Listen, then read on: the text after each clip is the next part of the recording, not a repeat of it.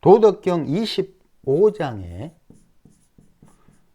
대단한 내용이 나왔죠. 바로 유물혼성, 이 표현한 부분인데 노자의 우주관을 명확하게 엿볼 수 있었죠.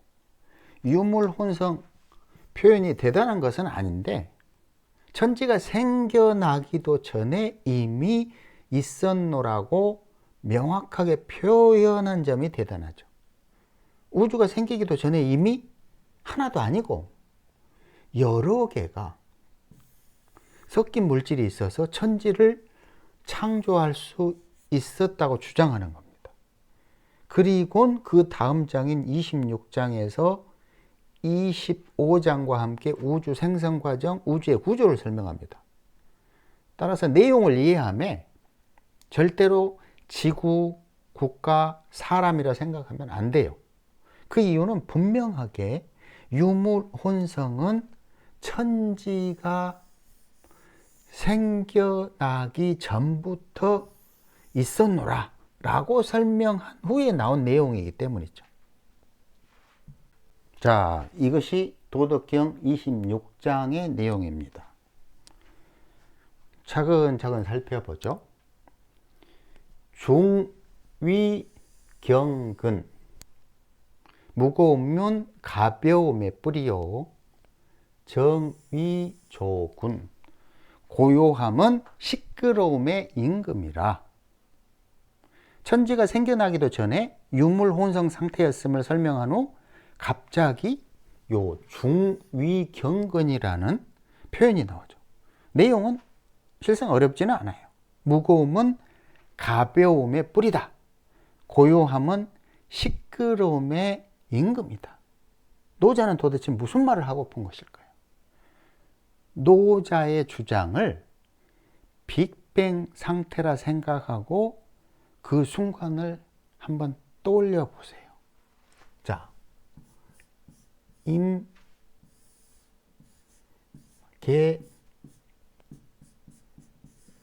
요 과정을 이 빅뱅 과정이라고 상상을 해보죠.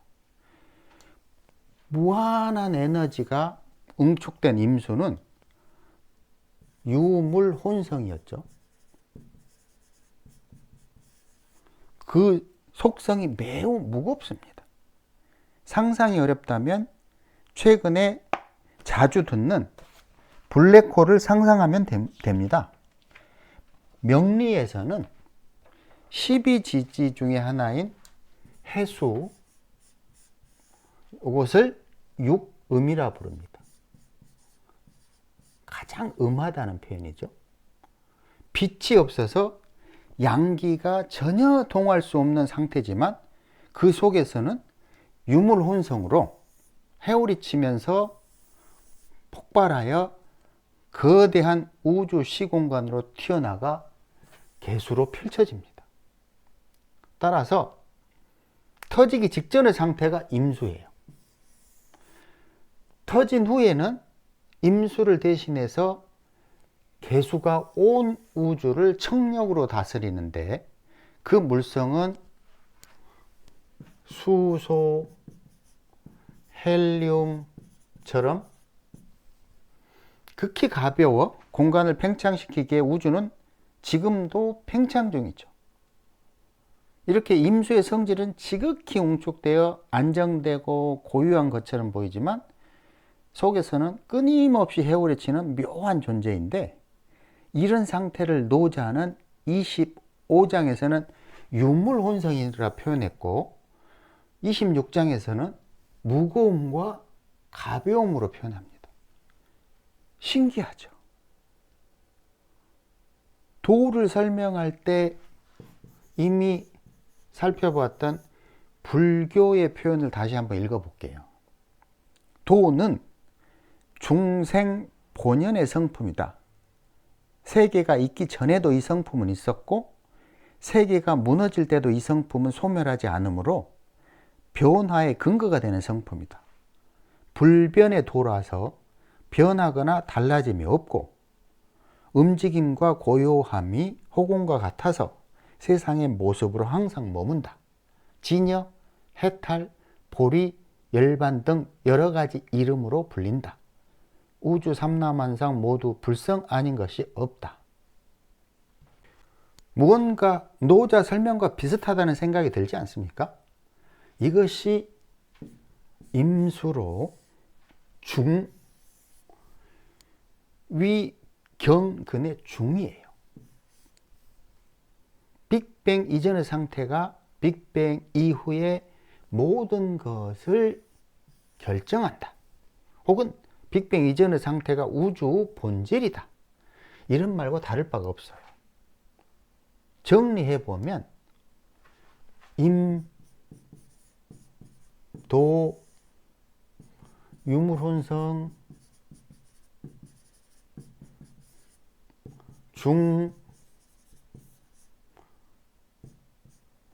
중생 본연의 성품, 열반, 이렇게 달라 보이는 모든 표현들이 동일한 거예요.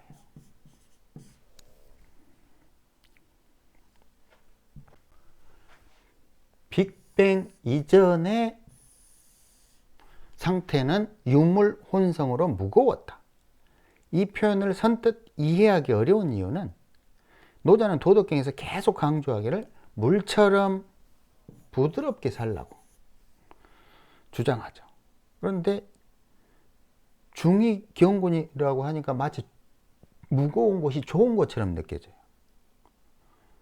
경이 중군이라 표현해야 노자다운 거죠. 즉 가벼움은 무거움의 뿌리라. 하지만 정반대로 중이 경근이라고 표현합니다. 노자가 설명하는 중과 경의 의미를 정리해 보면 이 중은 임수, 무한 응축 상태를 말하고요. 요 경은 개수, 폭발력, 빅뱅, 발산, 청력, 수소, 헬륨 이런 것을 설명하는 겁니다. 그 다음 거를 봐보죠. 시이 성인 종일행 그리고 분리치중 고로 성인은 요 종일행함에도 수레가 항상 무거운 상태를 유지하며 이런 말이에요. 수레가 무거운 상태를 유지하며 무거운 상태를 분리 떠나지 않으며 이게 무슨 말이냐면 종일행 이때 주의할 것은 이 종일행이라는 표현이 있는데 하루 종일 길을 가매 이렇게 해서 이 정도는 아니고 이 정도가 아니에요. 우주의 운행 원리는 이런 표현입니다. 도를 행함에 항상 수레를 무겁게 유지한다는 겁니다. 여기서 이 성인을 위대한 사람이라고 보면 안 돼요. 우주를 운행하는 본질, 본성 정도로 이해해야 됩니다. 다만 한 가지 따져볼 것은 여기 그 분리치중, 분리중치 이 말이 서로 틀려요. 만약에 분리중치라고 그러면 무거운 수레를 떠나지 않는다고요. 이 표현처럼 분리치중이라면 수레가 항상 무거운 상태로 있는 것을 유지하고 떠나지 않는다는 거예요. 의미가 틀려요. 만약에 중치라고 그러면 무거운 수레이고 치중이라고 그러면 항상 무거움을 유지하는 수레라는 뜻이에요. 그렇다면 여기에서 이 수레는 무엇일까요? 우주의 근원을 말하는 거예요. 무한 응축 에너지, 임수, 우주의 모든 것을 담은 것을 수레라 표현한 거예요. 항상 무거우며 절대로 그 본성이 변하지 않는다. 근원을 유지한다. 바로 불교에서 말하는 중생 본연의 성품이죠. 자, 그 다음을 보죠. 수유영관 연처초연. 비록 영화로움을 드러낼 수 있지만 편한 곳에서 초연함을 유지한다. 어둡고 무거운 곳, 그곳이 우주의 근본이죠. 어둡고 무거움은 인간들이 사실 선호하는 시공간이 절대로 아니에요. 그 공간을 벗어나야 밝은 세상을 맞습니다. 이것을 사계도로 좀 살펴보죠.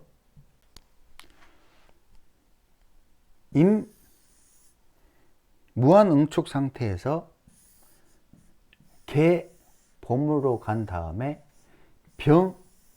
가장 화려한 새끼에 이르면 목, 금, 물질이 번창합니다. 이것이 용관이죠.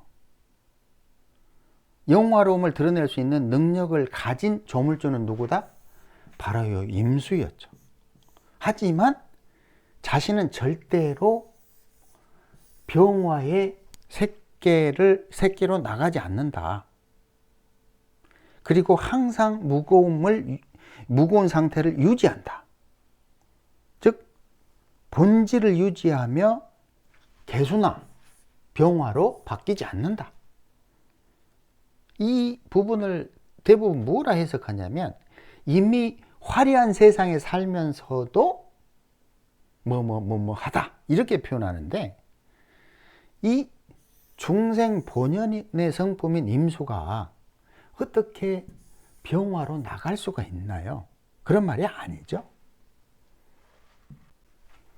그 다음이 내하만승지주 이이신경천하. 어떻게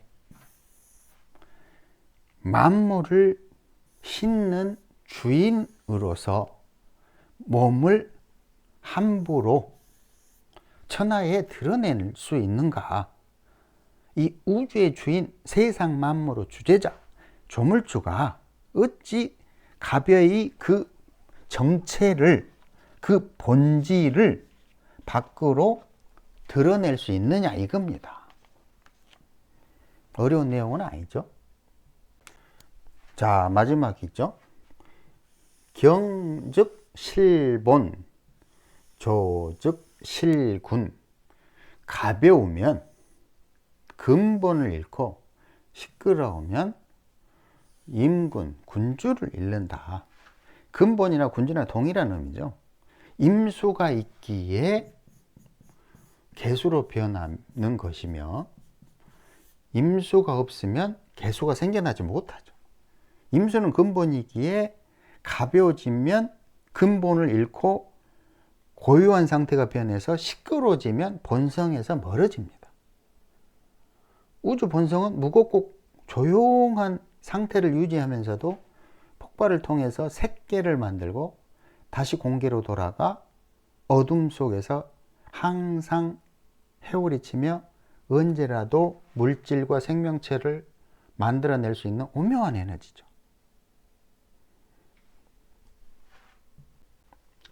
그렇다면 이 중위경근이라는 표현을 일상에서 어떻게 인지할 수 있을까요? 과학계에서 계속 설명하는 블랙홀을 가만히 생각해 보세요. 오래전에는 지구의 1년은 400일이었고 현재는 365일이죠. 또 시간이 지나면 200일, 100일 점점 줄어들어서 결과적으로는 스스로 붕괴됩니다. 인간은 젊어서 팔팔거리다가 늙어서 무거워지고 다 딱딱하게 굳으면 묘지에 들어가 새로운 탄생을 기다립니다. 이때 묘지로 들어가려면 반드시 딱딱해져야 됩니다. 이치는 동일하죠. 모두 굳어 딱딱해지면 스스로 무령을 상실하고 가지고 있던 에너지를 방출하고 사라집니다. 블랙홀로 들어가는 순간 에너지가 뭔가가 방출된다고 그러잖아요. 사람이 죽으면 마치 영혼이 밖으로 튀어나온다고 하죠. 노자가 표현하는 이 중이라는 개념을 블랙홀이라 상상하면 됩니다.